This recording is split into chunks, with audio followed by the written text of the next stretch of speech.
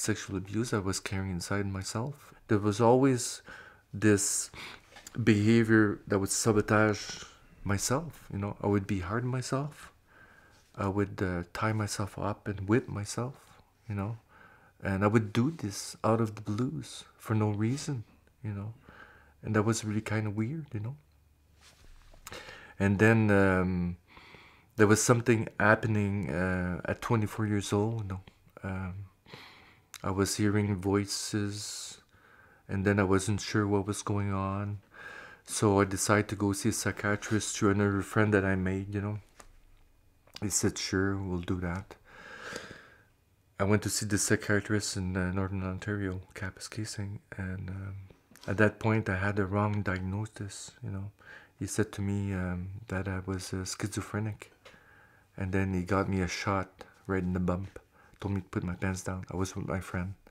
He asked my friend to hold me, you know. It was a little bit against my will. I got this shot, and then I was living in this place for rehabilitation for drug and alcohol.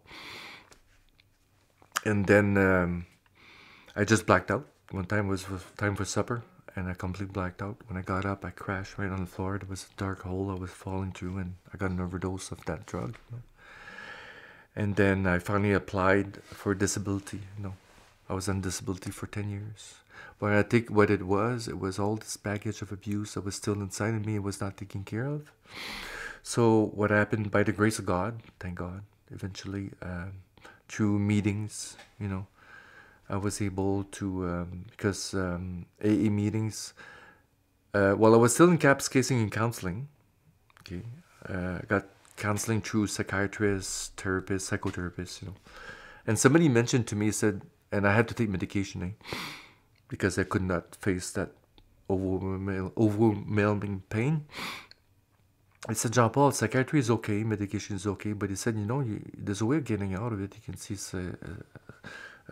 with psychology, you know, a psychologist or a psychotherapist or therapist. You can do it naturally, you know.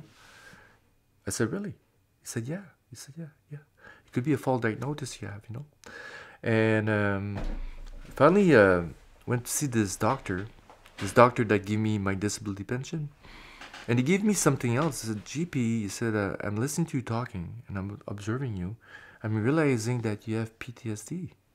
I said, PTSD? I said, what the hell is that? I never heard of it. He said, a post-traumatic stress disorder. I said, really? I said, where does it come from? I was asking questions because he said, well, two things. He said, veterans from the army can get it, or people that's been abused as children. I said, really? So the first book I got was Steve Farmer. You probably know. He's in the States. He does work, you know, with abuse. That was the first book I ever bought to get knowledge on PTSD. And now I was detaching from the meds, from the psychiatrists, and started attaching myself to psychotherapists. That's how I eventually got off meds and, you know, became sober. And then I had to move from Kapuskasing to go for a treatment house for alcohol here in Ottawa, in Maison Fraternité, when I was 32 years old, you know.